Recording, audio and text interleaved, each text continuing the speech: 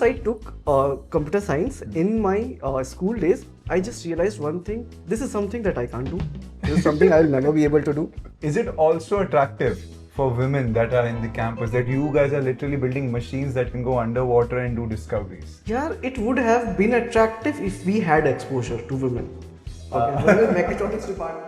What is the biggest challenge you face right now? If engineering has come so far, you have phone which is as powerful as a supercomputer. Yeah. You have a robotic arm which can mimic human motion.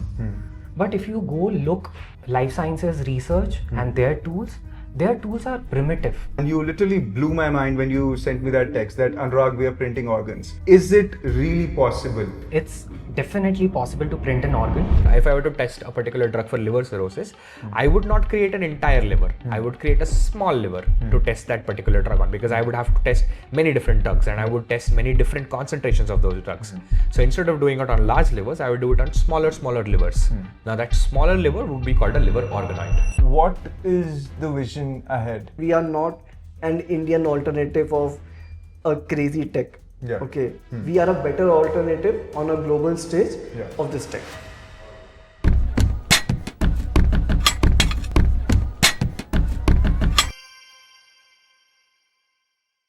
ठीक है अब क्या कर सकते हैं? Is it recording? Okay. Also recording this. Better? You're coming into the picture. Yes. It's recording. Chetan in the house. What's up? Chetan in the house. Hi Anurag. This is Hi. another Anurag. Hi Anurag. Hi. How is it going? Ceremonial clap. Yes. Okay. No, not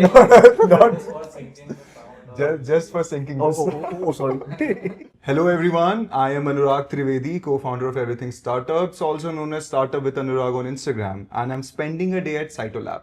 Sytolab is a DeepTech tissue engineering startup and they're working on bioprinting. Now, as a layman, I would not understand what it is, but thankfully the team has been able to tell me that they're working on a technology that can potentially print artificial organs in the future that can potentially save lives of millions of people.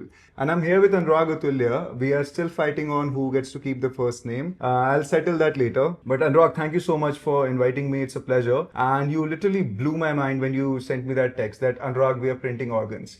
And I want to understand what all is happening here. This is a very amazing lab you have built here. I want to see the future ahead, and is it really possible? Is the question I want to ask you. To answer your question, it's definitely possible to print an organ. The timeline that we see is 4 to 5 years from now. Okay. And the machine that we have built, it is market ready, and we are already shipping the machine across India to multiple research institutions. I want to understand how did you even get into this? Because this is so complex, it's so novel, and it's something that would go over my head, but I'm trying my best to understand. But what really led you to this is what I'm more interested in right now. The story was little tragic, right? Everyone knows how bad COVID was, Yeah. right? We were stuck in SRM, right?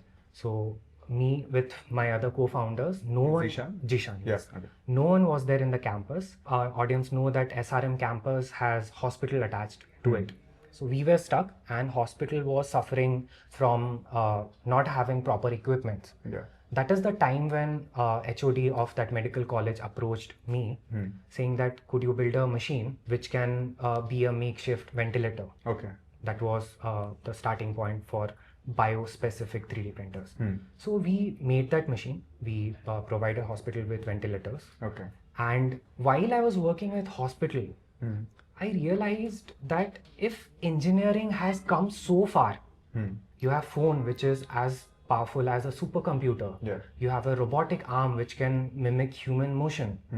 But if you go look life sciences research and their tools are primitive.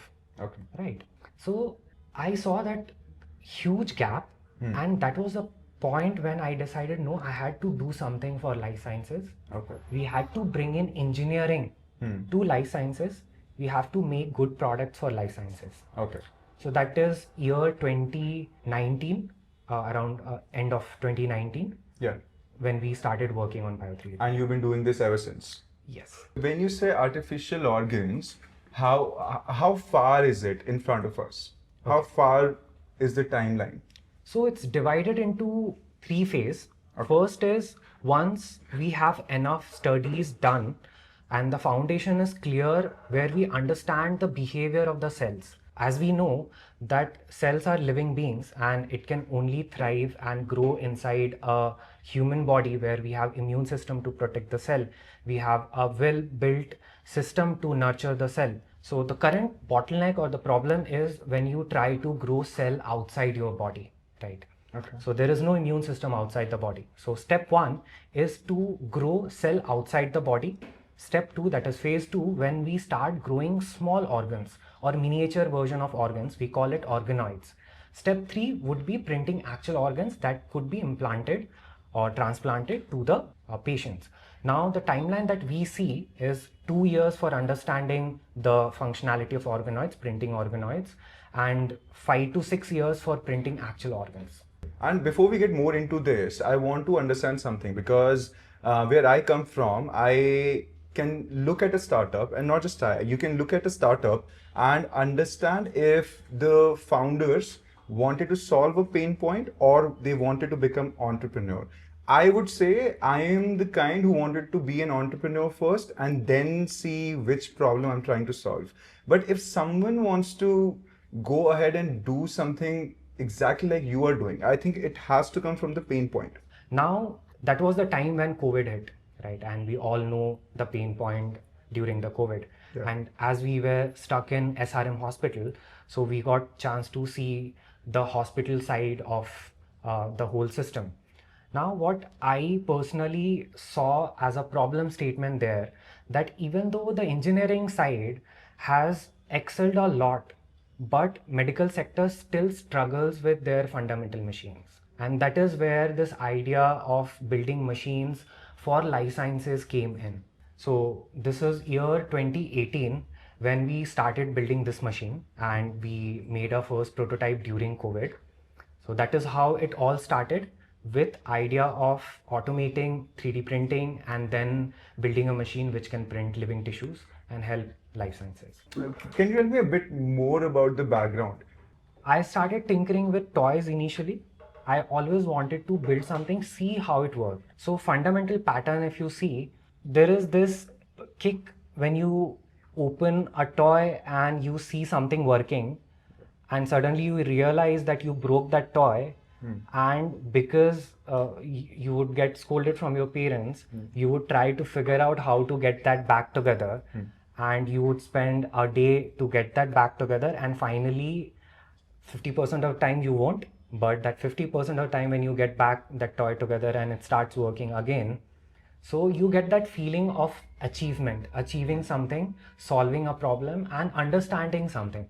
So that is how it all started, and it kept on happening with me constantly. In class 11th again, I never left opening toys, never left buying toys, never left building something, breaking something. Yeah. So I think that is the pattern where we break something and try to fix it. Yeah. So that was the initial pattern. And does it translate to your day-to-day here? Because is it safe to say that your day-to-day here looks like where you are constantly breaking down things and then building them back up to make things work better than they were before? Could that be said? Yeah, I believe so. It's part of my DNA now that I try to break things, and I always try to break things. Sometimes it's not good that you keep on breaking something and rebuilding it. Sometimes you just have to build it and stop building it. So yeah, you could say that it's part of my DNA.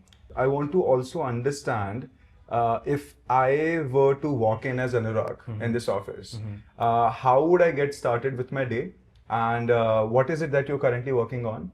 And is it working towards something, or is it solving something more that is current to what you have here?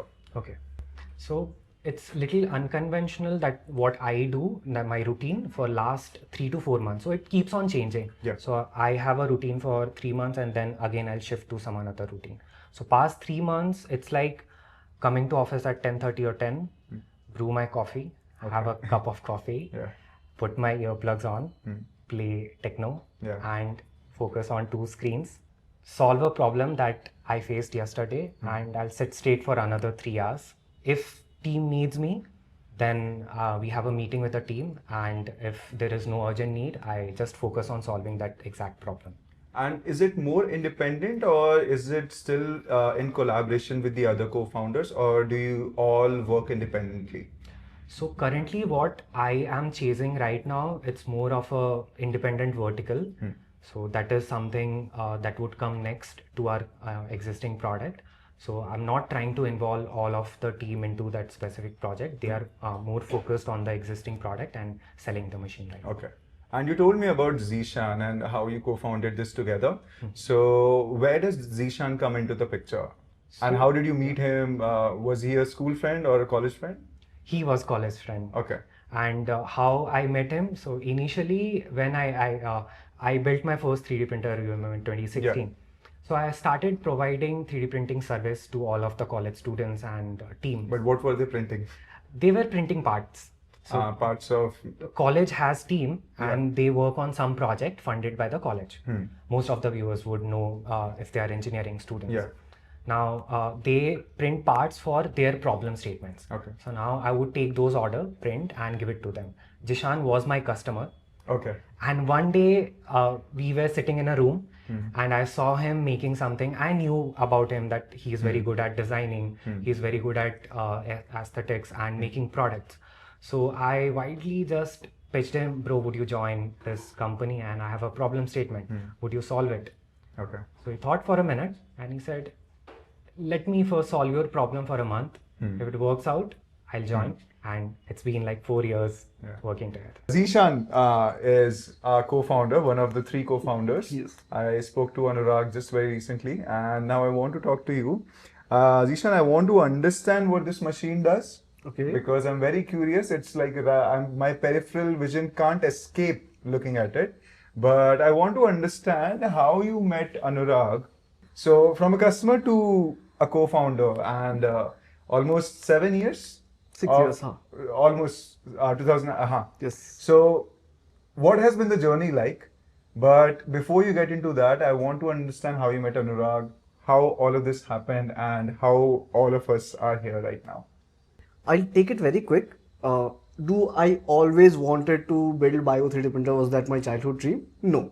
If I would say yes, that would be a lie. Okay. Yeah. तो चीज़ें यहाँ से शुरू नहीं हुई, चीज़ें बहुत पहले शुरू हुई. I was just like everybody in school. I was built. I like to tinker with stuff, just like every other engineer. I was very. I think that's what my teachers might not agree, but I think I was very good at fundamentals of things, and when it comes to science, especially physics and stuff. And then this thing happened when I reached my 11th standard, and then you have to choose your subjects. Yeah. Okay, and because it was pretty clear that I'm going to get into engineering eventually, so I took this thing called CS, computer science, in my school. Once I took computer science in my school days, I just realized one thing: this is something that I can't do.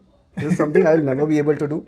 Okay, and my entire journey is just like figuring out कि हाँ bro, you can't get into this. Okay. And I had the same realization around the same time. Because I was in a class where I was better at physics and maths compared to anybody else. Yeah. But when it comes to coding, I was not able to perform, not as an average student. Yeah. I was the last guy in the class. Okay.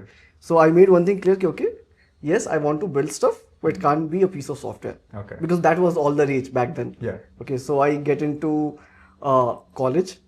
I did my engineering from same college. This is 2016? This is 2016. Yeah. He was in EEE, I was in mechatronics department. Okay. So again, in my college, I also got to fiddle with a lot of stuff. Initially, when I was in my first year, I started building underwater vehicles. Underwater vehicles, what? Okay, so we had this team called SRM AUV in my college. Okay, so they used to build underwater vehicles, remotely operated and even autonomous ones, which goes inside water and do all those detection and stuff. Okay. I was the guy who was responsible to make hardware at first. Okay. Okay, but by the end of first year, I practically assumed the control, and eventually they even declared me as a team lead. So I was taking care of building machines, and I was taking care of running a team. Okay, so this one thing, by that time I have realized that there are two things that I can do. One is I can make machines. Another thing was I am decently good with people. I can make people around me work toward a common goal. Okay. Okay, that's how things started. And while I was doing my development, we have made multiple underwater vehicles. Anurag was my one of manufacturers. Okay, you could Okay. say. Okay, so Through his 3D printing side gig. he yes, had. yes. So he had this 3D printing side gig, and I was making underwater vehicle, and we decided कि okay, getting anything manufactured out of steel or aluminum was very expensive. So let's talk to this guy. He's on campus. He also prototype, and I reached out to him. I think the first time we met around like it was like 2 a.m. or 3 a.m. in the night. Okay, we were in some very urgent requirement. Ungodly hours. Okay, ungodly hours. Okay, we were at need of some urgent part requirement. I went to him. We've given him the design. He printed it for us, and that's how I came to know him. We were in Assam. It's a huge college. Okay, like Yeah. five, I think 6,000-7,000. No, I have plenty of friends that Yes, have yeah. graduated See, from the there. sheer fact that you have plenty of friends Yeah. just from one college. It's a huge college. So that's how I came to know about him. Because me and Anurag, we were both active in that community and yeah. ecosystem. Okay, those bunch of people who are trying to build stuff and building stuff.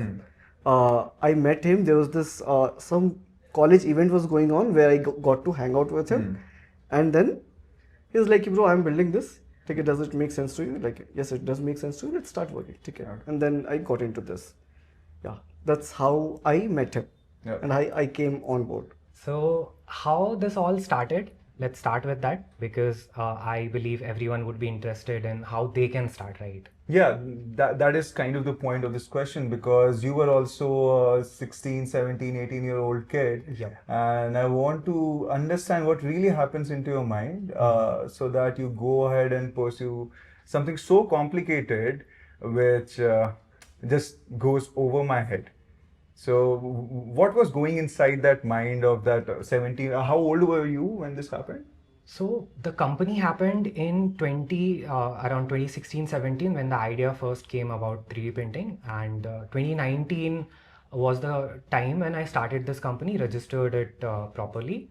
Okay. But this all started long back when I was in class 10th. So while I was in class 10th, there was this constant rush of building something, and anytime you see any robot or moving part or any machinery, Yeah. you have this, अंदर का कीड़ा खोल के देखते हैं क्या है, right? Were you a big fan of Transformers by the way? I am big fan of Iron Man, Okay.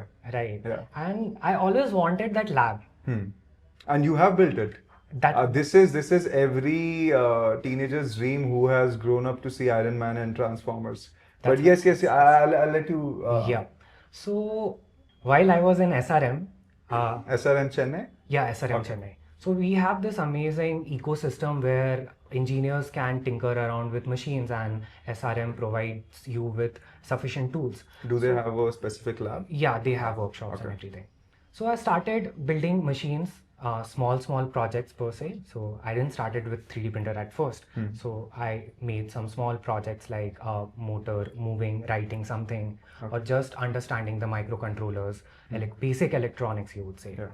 So after done with the basics, I had a pretty good knowledge of basic electronics, basic hardware.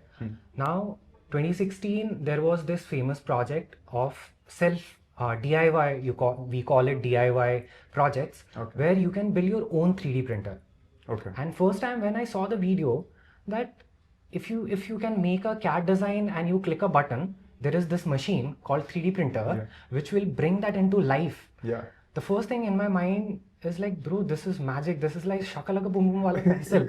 Yeah. Like you draw It's something exactly and that. it converts into 3D model, right? Yeah. So I thought, ye to banana padega. Like I have to make this machine. Right? And I started working on that project.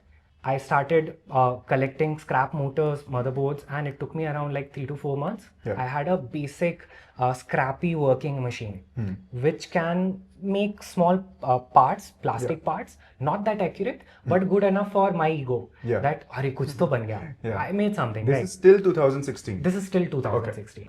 Now, this is how it all started. The whole journey of Sytolab, it all started with making 3D printers and believing that 3D printer could be the tool for future. Okay. And so this is still 2016 and you haven't started into bioprinting. Not right? yet. Okay. So what was happening between that time? I think it's 3 years because you started bioprinting in 2019, if I remember it right. Yeah.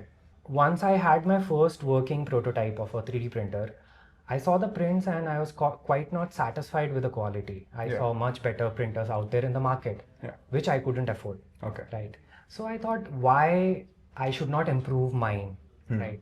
And this next year and a half went into making that scrappy printer and into a good working machine. Okay. Right. Now, 2 years I was deep into understanding 3D printers. Right. And after 2 years, I had a machine.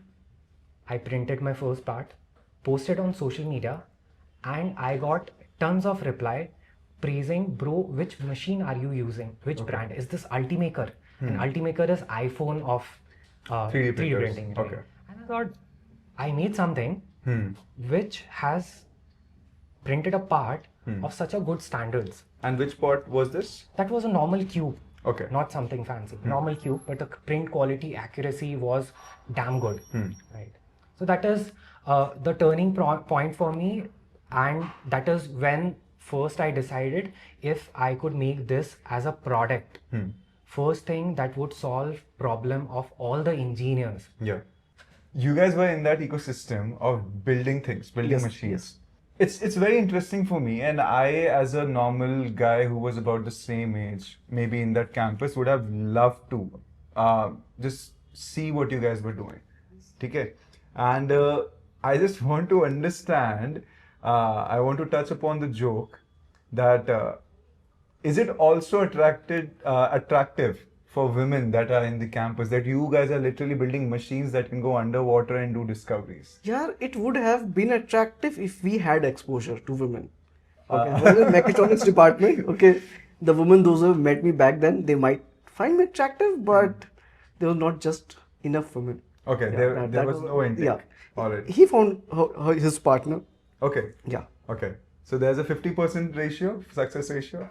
Yeah, to have 50% success ratio, you need to have at least a 25% gender ratio, right? Theoretically. Yeah. So that's not possible. Late 18 or early 19, somewhere. Okay. 19. So you were 18. both in college, but you met later on? Yes. All right. And 2018 you meet, around 2019 you get started officially with Sytolab. Yes. So in the brief time between meeting Anurag and officially being a co-founder, what are the things that were happening? Okay, so on one side we have this underwater thing that I was working on, that was going on, and with him we started developing our first FDM machine. What is that? FDM machine is like a normal 3D printer. Instead of bio 3D printer, you just used to print plastics. Okay. And we had this thing, we'll make 9 units, we'll give it to college, and that was going to be our first customer. And we had this that we might even raise some investment from an angel investor. Those things were going on. Things really didn't went as per plan, and we got to explore. Just we have tried pretty much anything and everything. Yeah. Okay, around the same time. So we applied for multiple grants. We tried making metal 3D printer, which is an offshoot and exists as a separate company today. Okay. That And is it still operating? yes, they're also a bunch of our friends. Yeah. Okay, now they are a different company. Okay. Okay, they're also institutionally invested at this point. We were following to make an FDM machine, and we met this person called Dr. Shantanu Patil. Okay. Okay, he was in SRM Medical College, and one of the good thing about SRM was there was so much thing in just one single campus. Okay, Yeah. so you have a hospital inside the same campus, you have an engineering college, and you have all the facility to manufacture and stuff. Okay, so he suggested us to get into guys, this is something that exists. Can you guys make something like a bioprinter? Yeah. And at first, being student, like, okay, yes, we can, why not? We were just way too optimistic bunch of people back then. Yeah. So we took up the challenge and we started pursuing it, not as a mainstream thing. It was more of okay, we applied for a grant. And because the idea was good and it also had, economical prospects. ठीक Yeah. है कि हाँ, you can make a business around it. Yeah. Okay, so we started pursuing it and we ended up winning National Innovation Contest Okay. held by Ministry of Education. We also got some money, some recognition out of it. Is it a recurring event or is it like a one-time event? No, it's a recurring event. Okay. Okay, it happens for And it's undergraduates. called what again? National Innovation Contest. Okay. It is held by Ministry of Education. Okay. Yes. All right. So you won that contest and you won the very small seed kind of a fund, which which is not so much of a fund. It's more on the lines of motivation Yes. to do things, to get started. It was on line of motivation and it was enough to prototype. Yeah. Yeah. So you don't have to pay out of your own pocket to build the stuff. Yeah. And that that's led good. to this. That led to this. Yeah. I want to understand. I asked this question to Anurag as well. So if I was Zeeshan and I were to walk into this office, how would my day look like?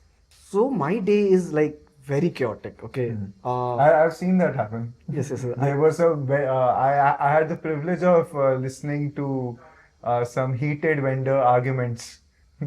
Oh, okay. It's not even vendor, but yeah. Yeah. There's just a lot of things goes on, okay, and things keeps failing, so we have to keep doing things. Yeah.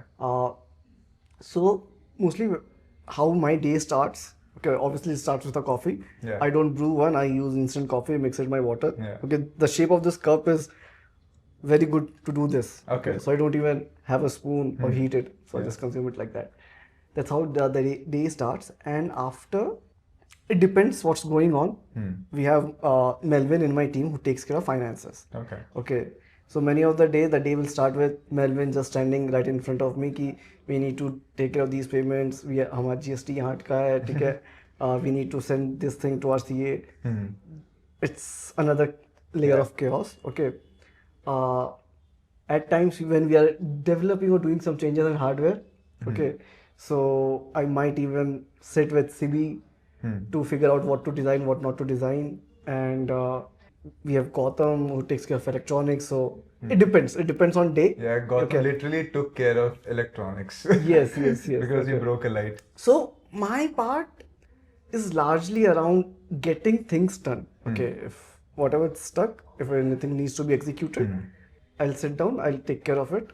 Okay, and that I think that is one of the most beautiful part of being an entrepreneur. Okay, Yeah. that I got to explore just so many things that I would not have been aware of. I can do this as well.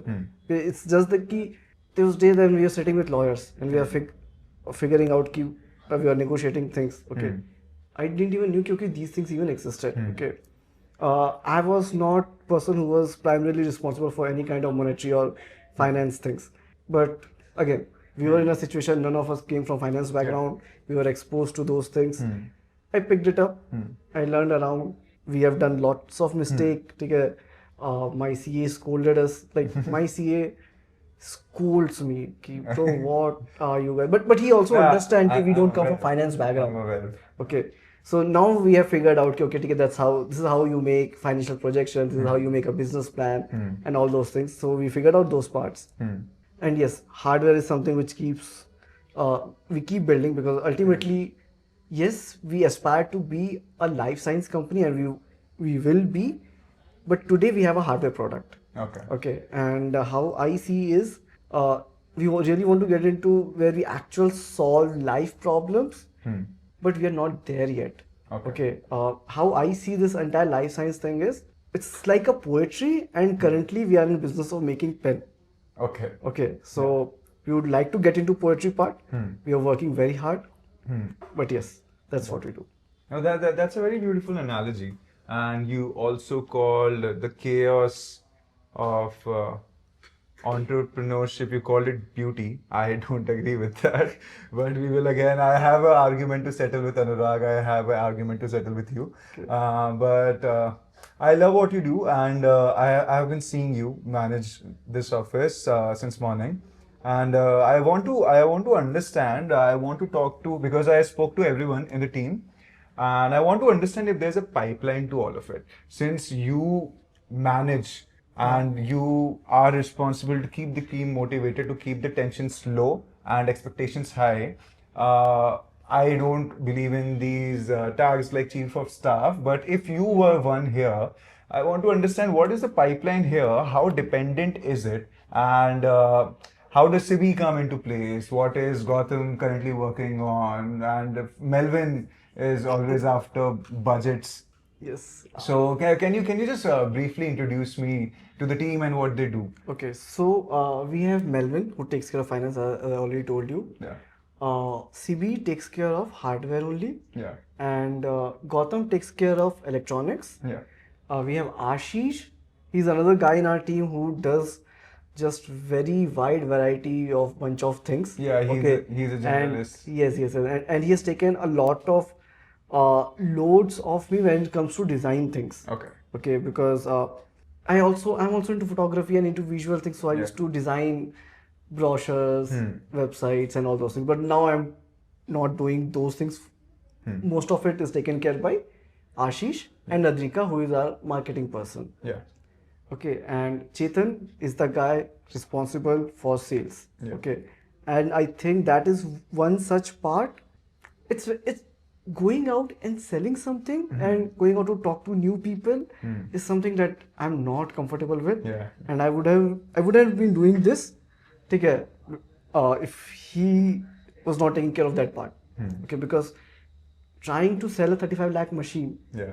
Okay, just going to ask, bro, give me 35 lakh machine. You might need this. Okay, it's nothing close to sell me a pen. Okay, Yeah. It's a very difficult thing.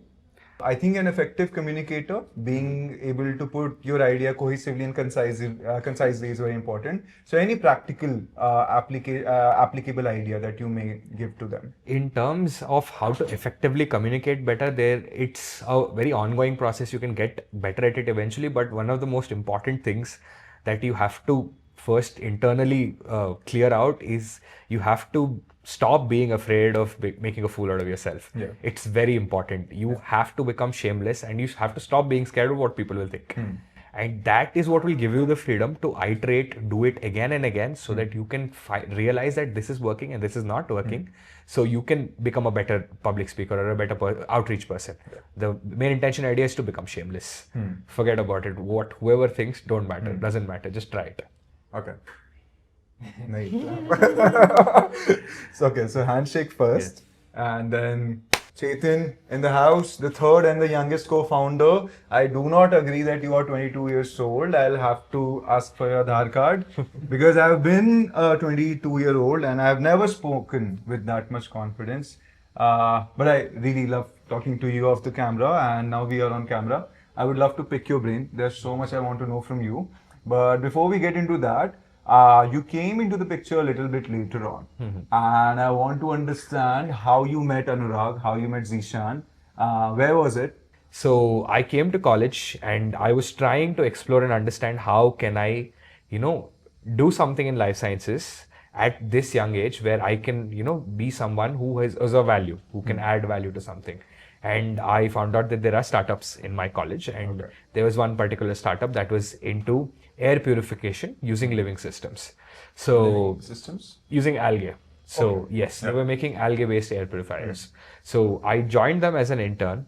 That was the first time I was ever that closely exposed to startups. Obviously, I knew what startups were and how they work, but this was the first time I was ever interacting with one. I was very excited about it, and when I was working for that startup as an intern, I happened to meet Zeeshan and Anurag. Just very candidly, I met Zeeshan at a tea shop. He was walking by, and I am a very social person. I'm a very outgoing person. And I'm an extrovert. So I make conversation with people and I'm barely ever silent or by myself. So Zeeshan was there and I said, hi, I'm Chetan. I'm an undergrad. What do you do? Which I assumed he was another student like me, but he told me that no, I'm actually not a student. I'm a graduate. I've actually finished my engineering. So I was like, what are you doing in college? Then he told me that we have a startup and we are doing something called bioprinting. And I was like, that sounds very interesting. And bioprinting I had heard of, and it looked like an opportunity where I could possibly apply myself and add some value. So I ended up meeting Anurag as well.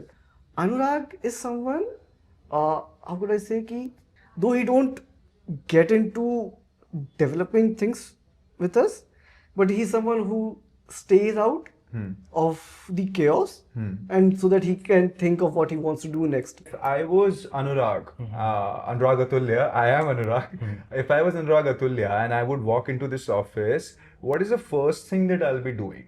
See, the routine keeps on changing and evolving. Okay. So my routine for past 3 months is I come to office, Yeah. brew coffee, drink 1 glass of black coffee. Okay. Right. I check my to-do Like list. a true engineer you are. That is what you need, right? And coffee is the only legal Yeah. thing that you can take. Yeah. Right. So I drink full glass of coffee, check my to-do list. That is the first thing I do. And I work on the pending to-dos that I have.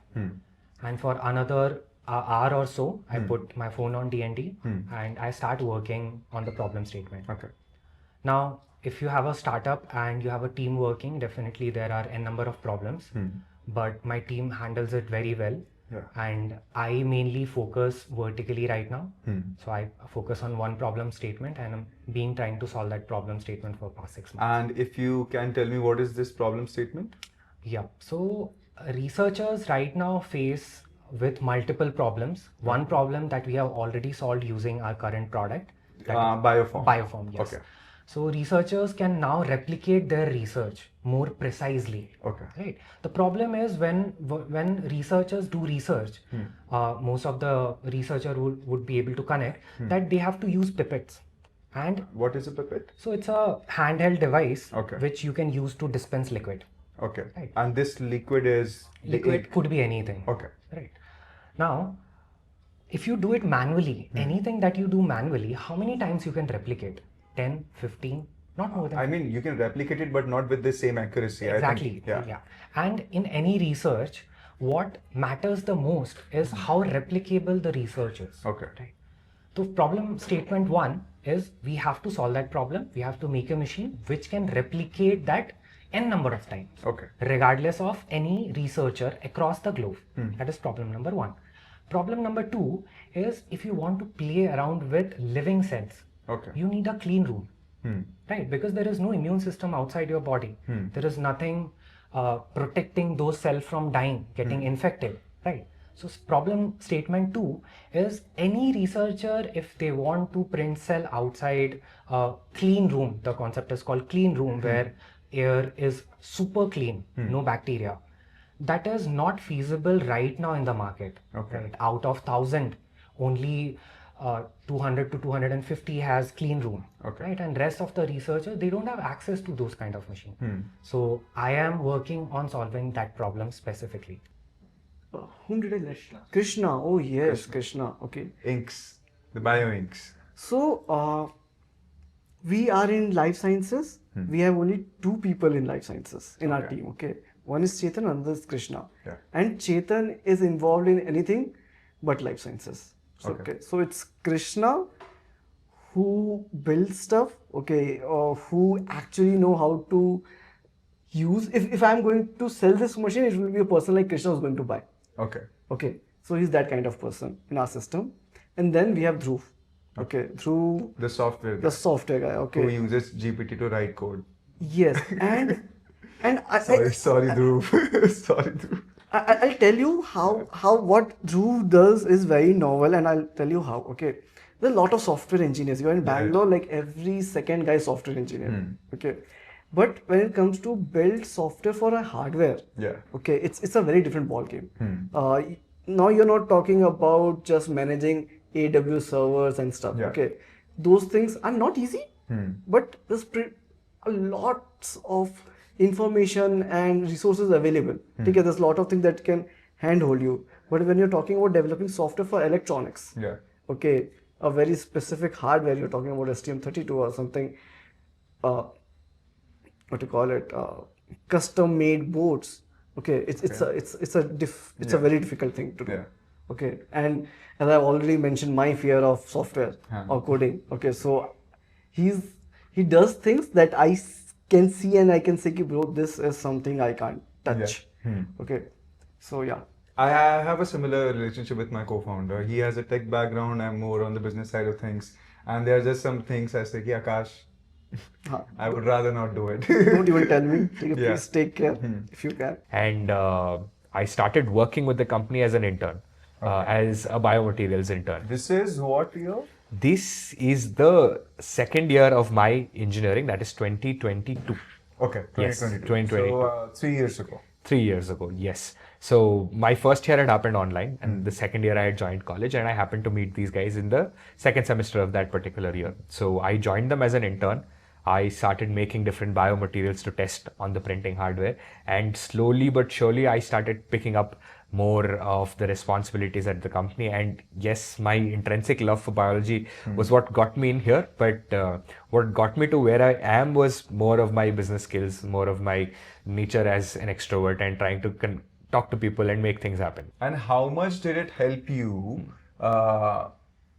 in the fundraising round you led? Because you told me about this one instance where you pitched as an intern and you were laughed out of the room. Yes. And there are two interesting stories that I see. So Zeeshan, customer turned co-founder, you intern turned co-founder.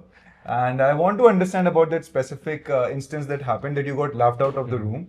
And then something happened right outside of the room, which made you believe, which reinforced your belief in doing this. So I think it was in my very early or very late second year of college, when I had at that point for about 7 to 8 months worked with the company, understood what it meant, what it does, what the technology can do, and well versed myself with it. And at that point, there was one particular pitching event that was happening in Chennai. It was organized by some of the evangelists in Chennai. So I went to the event where Anurag and Zeeshan suggested, you know what, try it out, just go ahead. And at that point I was still an intern and I had no business being there. I had no internal information about the company's actual shareholding pattern, none of like that. They said, you know, just give it a try. Go there, talk about the company and come back. So I took it up as a challenge and I went there, and I had prepped myself mentally, and given my prior experience in public speaking, I did a pretty decent job, I would say, of the pitch. And following which the investors who were sitting there were very interested in the concept, and they saw potential in the idea. So they started to ask further questions about the business itself. And one of the questions that came out was, what is the current shareholding pattern? And after they learned that I am not privy to that information because I was an intern, they asked me, what are you doing here? I said, sir, I'm here. And then they asked me again, are you in college? And I said, yes. And then I still remember the very disappointing look on that investor's face. And he asked me to, you know, just leave the room. And I was like, okay, whatever. So I walked out. It's not the first time I was laughed off of somewhere. So I came out and there was one person there, a fellow contestant or a fellow entrepreneur who was there to pitch. And then, you know, when I came and I sat down again, and he told me, bro, how old are you? And I said, I was at that time 20. Yeah. So I said, I'm 20 years old. And he's like, bro, like, you did a fantastic job. You have some good stuff ahead of you. And if you're doing this at 20, then I can't imagine what you'll be doing at 25.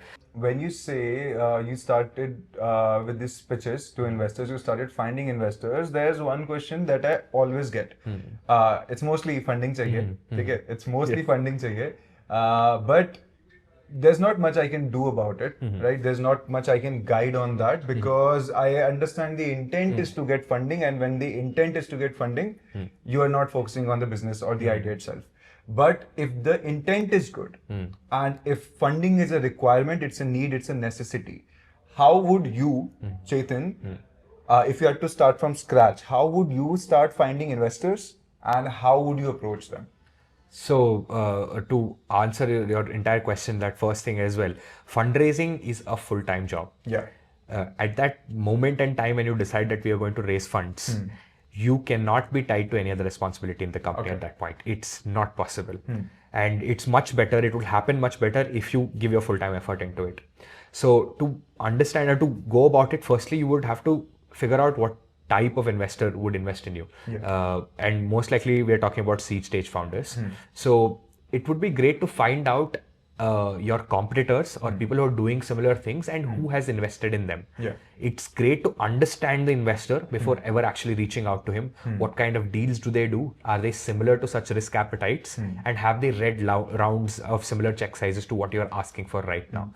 Once you have all of these information, the right type of VC, there are sectors as well, there are sector agnostic VCs as well. So it would be great. So if you're a first time founder ever trying to raise money, it would not be the best thing to try and pitch to venture capitalists at first. You would be much better off pitching to angels who are from that particular industry, individuals, high net worth individuals who have made money in that particular space. They are far more likely to understand what you're doing and handhold you to the next stage where you can require venture capital and much larger rounds. So convince someone who knows what you're doing first, and then make the attempt of convincing someone who possibly does not very clearly understand what you're doing, but it has the money to invest in. So understanding the investor is the first major important part. And the second most important thing is to work on the fundamentals. Very simple questions. Why or what you're building is important, what problem is it solving, and how much money people are willing to pay for it. And another very important question that people don't really assess, which I think is very critically important, is yes, you are solving a problem. Yes, some people are willing to pay money for it. But in the long run, does this become a venture, or does this become a business that can scale rapidly, fast, and scale wide? Because venture capitalists do not invest in traditional businesses. They don't expect you to make some money, invest it again, and then make some more money. It doesn't work like that. If they have to do it, they'll invest in agencies. Exactly. You have to show a picture. You need to show the VC from day one that, see boss, this is what I'm going to do on year 1. This is how much money I'm going to make in year 2. This is how much I'm going to pick up money in year 3. And by year 5, year 6, this is how much of a company that I am going to be worth. And this is how much of an exit you are going to be expecting at this particular point. Even if you don't stick to that exact trajectory, it helps immensely if you can show that trajectory to people. It shows investors that you have an understanding of how this business is going to go ahead and whether you are a capable enough founder to take it there. You have covered everything, and there's just one more thing I would like to add because you spoke so well about it. And this is what I personally feel, that investors are attracted when you also know about every possible way this business could shut down. Yes. Because when you are aware, you can work towards it. When you don't know, if Sytolab X scenario and Sytolab shuts down, if you tell that to investors, that's not lesser confidence in you, that's more confidence in you. Yes. Because now that they know, you know, and they know, you know, and obviously now you can work towards it and you can work towards it better. Maybe they just have a solution for it. Yes. So I think working around on that part is also important. And awesome. And I want to also touch upon the life sciences side of things, because you primarily was attracted to Sytolab because of that. So if you were to explain to me, I sort of have a general understanding of what life sciences is, but if you ask me to give you a definitive statement, I won't be able to. So give me that definitive statement and let's build it from there and then work towards what we are solving. What you have built is a bio 3D printer. Yeah. Okay. It prints material to form scaffolds on which you can grow cells. This is it. Okay. And this few things that a person needs to understand about the market of such product is those who are buying an FDM machine or a normal 3D printer. Yeah. They have a design in his head and is going to put that file, put the material, and he'll print the design itself. But in case of bio 3D printer, most of my customers are looking to print a specific material.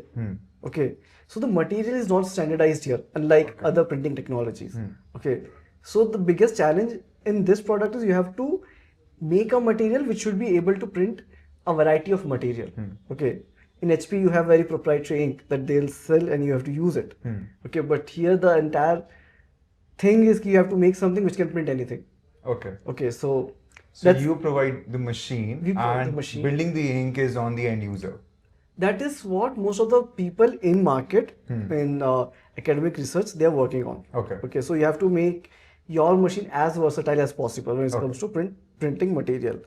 Okay, so that's why we have few proprietary tech around the system, which basically enables you to print a wider variety of material. I won't get into technicalities, obviously. Okay, and one thing that we could say, we are actually solving a problem which exists in bioprinting space. Okay, we are not an Indian alternative of a crazy tech. Yeah. Okay, we are a better alternative on a global stage Yeah. of this tech.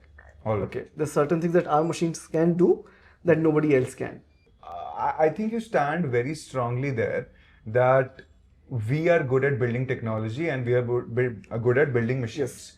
And you are currently looking to invite problem statements that you could have solutions for. Yes. Did I get that correctly? Yes, if you have problem statement, we can have a conversation. We might solve it. Yeah. Or if you already have a solution, Yeah. we might even help you build it. Okay. Yes. Yes. So life sciences in general is all technologies and understanding and science related to biology. So many drugs get into human clinical trials and fail. And that's billions of dollars spent on each molecule that fails in clinical trials. Now, why? Because we don't have great models to test these drugs on outside living animals. Yeah. Now, using 3D bioprinting, we can recreate entire physiological processes. For example, your lung exchanging air and blood inside the body can be recreated in a small dish with the lung cells and an air pathway and a blood-like pathway. We can effectively emulate diseases that are present only inside human systems. For example, Alzheimer's that exists in your brain. If you were to create a drug to treat Alzheimer's, your only option to test that drug is to either put it into a patient with Alzheimer's or put it into a mice that has something like Alzheimer's. Now you can't, the doctors won't let you do that to patients, and the mice is, not a great representation. But imagine you could have a small dish that has brain tissue and has Alzheimer's disease on that brain tissue. And you have everything there that is present in the living system, the blood that's flowing through, the different cells that are present over there, the immune system that regulates how those cells behave. You can recreate entire living tissues and organisms inside dishes, test your drugs on it, and possibly understand much better how these cells are behaving without actually using living systems. This can change the landscape, entire landscape of biotechnology, how we understand the biology and how we treat diseases. For the past 100 years, we have been trying to repair things inside the body, but effective from now on, we will be able to replace things that will. And this is what you call organoids. This organoid is a smaller organ. It's just a term that's used to denote something that's made that's a little bit smaller and has a particular purpose. Yes, that's what's an organoid. And this is different to what you were telling me about? Yes, so what the machine creates, it can create full large tissues or it can create small organoids. So if I were to test a drug on a particular disease or a particular liver, if I were to test a particular drug for liver cirrhosis, I would not create an entire liver. I would create a small liver to test that particular drug on, because I would have to test many different drugs and I would test many different concentrations of those drugs. So instead of doing it on large livers, I would do it on smaller livers. Now that smaller liver would be called a liver organoid. Okay. Yes. Me this because you're also responsible for selling this. Yes. But I want to understand, how does the end user look like? I know it's researchers, but because I come from a sales background, right? So we have an ideal customer profile, ICP, then we do prospecting, then we ideate. But this is all done on LinkedIn. Do you think it is as similar as doing it on LinkedIn? And how do you reach Actually, very similar. We actually do it on LinkedIn as well. Biotechnology, this bioprinting is currently in academia, where people are understanding what can be done with it. Next, it will come to the industry. There's a curve that exists like that, where the technology is understood, replicated. Yes, exactly. And then finally it enters commercialization.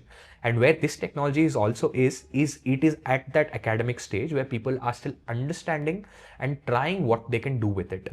And there are already people, it's not exactly in that curve, it's just there when it's about to leave that curve, when it's about to start that log phase. So we are right at the precipice of the beginning of the bioprinting revolution, where there are many different companies, so many different researchers in India who are using this technology to create artificial organs as therapies for unmet clinical needs. And where we sell to is we mostly sell to academic researchers, people who are using these machines to try and create these artificial organs. So exactly like on LinkedIn, we we have an ideal prospective customer. He is most likely a professor at a particular lab at a ICMR or an IIT or a CSIR or these institutions where academic research happens. And are you also reaching out globally? Yes, we have just started selling our products about 4 to 5 months ago, and we have got a lot of interest from players abroad as well. We have a lot of distribution networks, a lot of companies who work in technologies around this who wants to introduce our technology there as well. So we have our hands full with our Indian clients, but very soon we are planning to move abroad as well. We are planning to get into these strategic places, possibly the APAC markets and the European markets and the American market. America, I'm not very optimistic about now, but yes, the European markets seem very tempting at this moment. So very soon we will be entering foreign markets as well. So this is your final product. This is our first product, and even these machines, right? This particular type of machine is a very general tool that allows you to do many different things. But when you figure out, okay, I've done XY number of things, I know what works. When you figure out what works, the machine that you will use to create the final product will be of a different nature. It will not allow you to do many different things, but it will do one thing very specifically, very right. And can you create that machine once they bring in the once they bring in the problem statement? We are at this moment in the process of creating these machines with certain clients who have built these therapies. Yes. How would, if someone was in a similar place when it comes to procurement or building complex machines, what would your advice be to approach procurement? Ideally, Zeeshan would be the best person to answer this, but I have done a little bit of procurement for the company as well. Is find a senior in the same industry. Usually you will get all your contacts from there. It's very difficult to start all of your contacts from scratch, and most of the vendors that we have is usually passed on from different people that we know. So find someone who's built things like this before. Ask them, boss, can you send me a contact of a particular vendor who does this particular kind of job? According to you, what is the vision ahead? So it's a long journey first. We have to understand entrepreneurship is a long journey. Not just entrepreneurship. The problem statement that we are trying to solve is printing organs, right? And solving the organ crisis, because around 2 lakh people die every year in India just because of organ shortage. Right? If we want to solve that problem, it's not like a year or 2 years job. No, it's definitely a very long journey. At least 5 to 6 years. Right. And it's not that Sytolab alone can solve that problem. Whole research community has to pool in with their knowledge, with their tools. Research institutions has to pool in, come together as a whole and do a collaborative research. Right. That is what we are pushing into the market. As far as vision is concerned, we might differ a little bit with my co-founders. I think that is always there. That's why we complement each other. There are people, those who are doing research, and academic research, and they're scientists and professors, they're doctors, those who are working in life sciences. They have their expertise in the life sciences part of things. If they want to build anything, they lack the understanding of building a product. Or building a solution around it.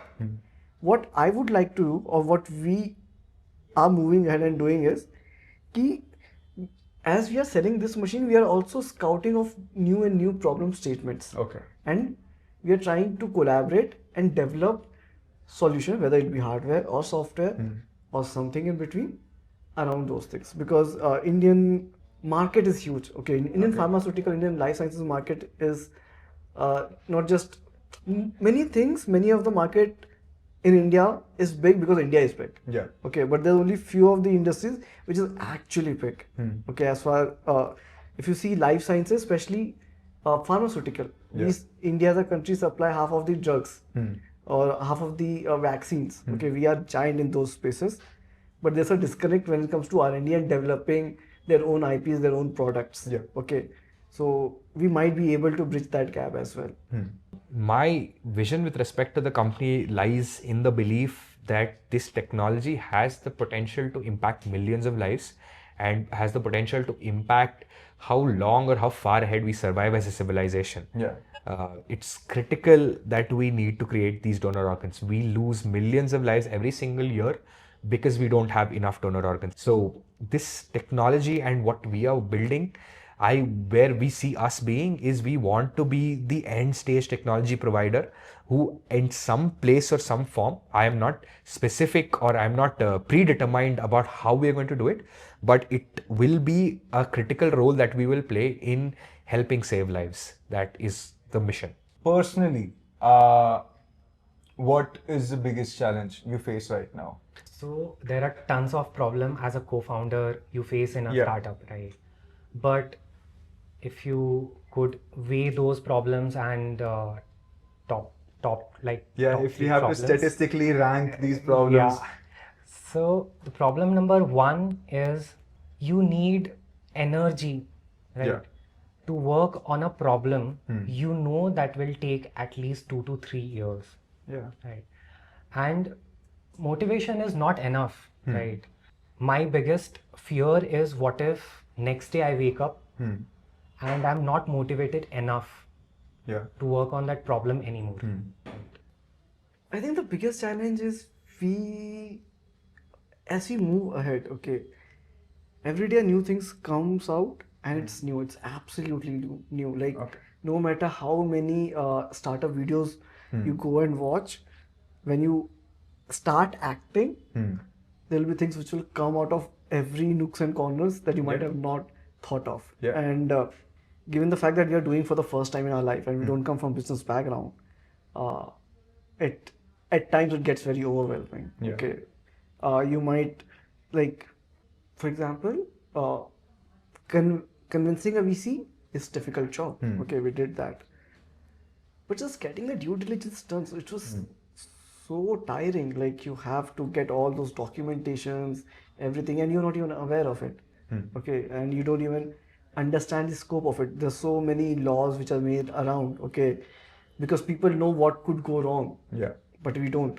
Yeah. Okay, so just navigating through all those absolutely new thing for you, and you can't choose. Okay, this is my job, okay, and this is not my job. Okay? Yeah. It's No, just- everything is your job. everything is your job, and it's very overwhelming. Every Yeah. time a new things comes out, and you have to do it, and each of those problems are question of survival. Yeah. ऐसा नहीं है कि Yeah. if you skip it or if you just don't do it, it will be taken care of. Yeah. You have to do it. Personally, the biggest challenge that we face is there is a lack of attitude. There's a lack of a particular mindset that I would say, not just with respect to customers or investors, but with respect to the entire Indian population that we have. We have not got into that industrialization phase, I believe. We need to get down and say, we are going to build hard things and we are going to do it right here in India and we are going to solve problems. If investors start taking higher risk appetites, I have seen companies that get funded in the US just at the idea stages with very risky tech. Yeah. Tech that very sketchy if it can be built, but they pick up money just right with the idea, but that doesn't exist with Indian investors. You need to go outside to get money, or you need to work really hard at convincing someone that yes, you can do this.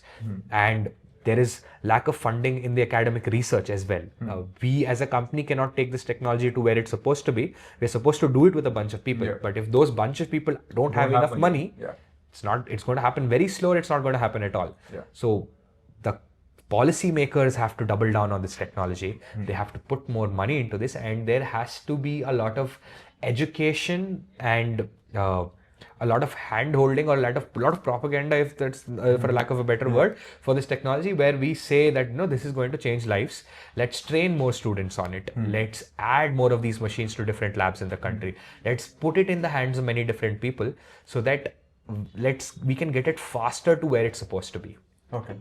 And when you talk about such a larger impact, when you say saving millions of lives, is that something you want to be remembered by, or is it something that is completely different? I have been thinking about this question like for past a year or two. Okay. That what actually I want to do, what impact I want to leave behind, right? And the first thing that pops up in my mind is I want to help researchers to become more efficient. Okay. Right. And because we are in healthcare and life sciences, I would love to leave my mark behind that we made a machine, we invented something that changed their efficiency in research. Yeah, obviously I want to change the technology. Like Yeah. there's some change that I want to bring in. Okay, like there should be a mark. Okay, before Zeeshan Mallick, this is how things were, and Yeah. after Zeeshan Mallick, this is how we do things. Okay, in any field, if it's in life sciences, that would be really great. Whatever I do, I want to do it in a nice way, so that on a personal level, Yeah. okay, it's not ki I've done somehow. Okay, that's not how it should go down. Okay. Yeah. I should not go down as someone very weird, ruthless, or Yeah. like. Hmm. Yes, I met this guy. He was such a nice guy, and he's also doing good stuff. Yeah. I have no particular fondness or attachment of being trying to be remembered by it. Do you not think about it? I used to think about it very early on. Very early on, you're just 22. I mean, when I was a teenager, I was very obsessed with being remembered and being known. But I have found out later on, I have discovered that more than being known for something, the sheer good feeling that you get when someone gets helped because of you, or you just help someone, it's very rewarding. And if you've seen How I Met Your Mother, Josh Randor is the lead actor in it. There's a quote by Josh Randor that says that when I'm kind, I'm happy, and that's about it. So it's just a very simple thing. Doing good things makes me happy, and if I can rest at peace in the end, saying that I actually left the world a much better place than I found it, that's about enough for me. And if I get to make a little bit of money in the process, that's the one. Yeah. And is there anything that that is on your mind that you want to share across with the viewers that are going to see this video? What is the message that you want to send across? Anything that comes to your mind? And you can look at the camera. We as a company, we understand the pain points of researchers. We understand that not all of the researchers doing good work get access to such costly machines. So as a company, we have taken this initiative to open up our set of machines that are out there all across India for any researchers to access that machine free of cost, no charges. They can reach out to us, or they can reach out to Anurag, and they can submit their request, and we can give you free access to our machine for your research. Academic research is something which actually build the knowledge of humanity as a whole. Okay, everything that we understand and we know, it's not because of those 5 scientists that you read on your NCRT. Okay, it's like just so many people. Even your researcher of your college that you might have undermined ever. Okay, he's also doing his own bit of contribution, which is going to add up and build something.